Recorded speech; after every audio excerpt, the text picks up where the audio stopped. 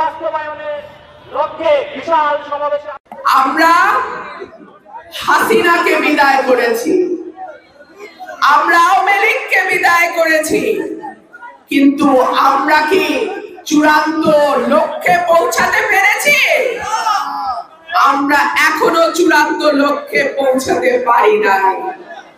আমাদের acting chairman জনাব তারেক রহমান এখনো বাংলাদেশে ফিরতে পারেন নাই। আমরা একটি নির্বাচনের জন্য বারবার তাগাদা দিচ্ছি।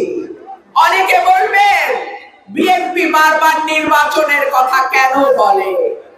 আমি আজকে ব্যাখ্যা দেই কেন বিএনপি বারবার নির্বাচনের কথা বলে। আইন শৃঙ্খলা পরিস্থিতি লক্ষ্য করেছেন কি অবস্থায় গিয়ে দাঁড়িয়েছে?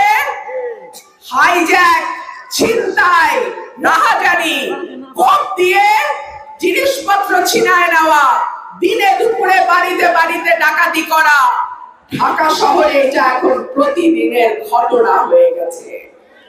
রাজশাহীগামী বাস 3.5 ঘন্টা ধরে সেই বাসে ডাকাতি হয়েছে।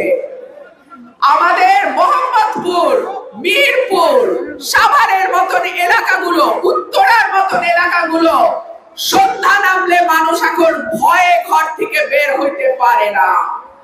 একটা নির্বাচিত সরকার যখন থাকে তখন প্রশাসন এবং পুলিশ তারা অনেক বেশি শৃঙ্খলাবদ্ধ থাকে।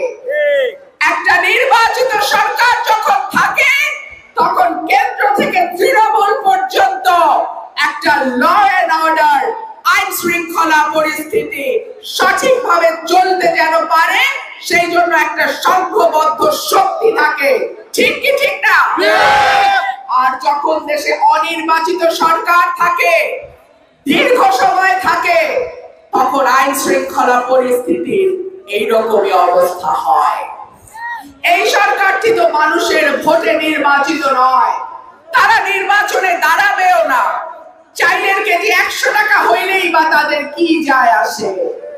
কিন্তু আমাদের মতন যারা সাধারণ মানুষ, আমরা যারা ভোটের আশায় আপনাদের দরজায় দরজায় ধাক্কা দেই, আমাদেরকে ভাবতে হয় জিনিসপত্রের দাম বাড়লে মানুষ আমাকে আর ভোট দিবে না।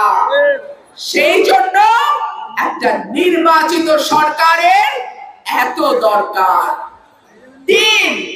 দেশের মানুষ 15 বছর কোন ভোট দিতে পারে নাই। জাতীয় নির্বাচন 14, 18, 24 অদ্ভুত অদ্ভুত কায়দায় নির্বাচন হয়ে গেছে। ফজরের ওয়াক্ত হয় নাই, ব্যালট বাক্স ভইরা গেছে। অবাক কাণ্ড, মানুষ একটা ভোটও দেয় নাই, সরকার বলে আপনি গঠন হয়ে গেছে। হইছে না এগুলা? বাংলাদেশে এখন যার বয়স 33-34 সেই লোকটা বাংলাদেশে কোনোদিনও ভোট দিতে পারে নাই। চিন্তা করা যায়? সুতরাং মানুষ উন্মুখ হয়ে আছে একটা ভোট দেওয়ার আশায়। মানুষ অপেক্ষা করে আছে নির্বাচন কবে হবে, তারা তাদের পছন্দের প্রার্থীকে ভোট দেবে, তাই না? মানুষের এই আশা, আকাঙ্ক্ষা, ইচ্ছার প্রতি আমি সরকারকে অনুরোধ জানাবো, আপনারা সম্মান জানান। এই দেশের মানুষ এই দেশের মালিক। এই মালিকানা তাদের কাছ থেকে কেড়ে নেওয়ার চেষ্টা করবেন না। এর ফল কিন্তু ভালো হয় না। শেখ হাসিনাকে পালাতে হয়েছে। আমি আশা করব এই সরকারে যারা আছেন আপনারা অত্যন্ত সম্মানিত ব্যক্তি। আপনারা প্রত্যেকে যার যার ক্ষেত্রে উজ্জ্বল নক্ষত্রের মতো। আপনারা মানুষের চাওয়াকে সম্মান করুন। মানুষ কি চায়, মানুষ কি বলতে চায় সেটা লক্ষ্য করুন। কেন্দ্রীয় বিএনপি বক্তব্য ছিল স্বৈরশাহী শেখ হাসিনার শহীদদেরকে আমি আজকে দেখাবো। বায়ান্নের বীর সেনা ভাষা সৈনিক উলিয়া সাহেবের তাকে দেখলেই একজন অগ্নিকন্যা যারা করে স্বাধীন হয়, স্বাধীনতার যুদ্ধে সে বীর আমি আবু সাহেবকে স্মরণ করছি, যিনি বুক পেতে দিয়ে বসে পানি লাগবে পানি, সেই মুক্তকে স্মরণ করেন।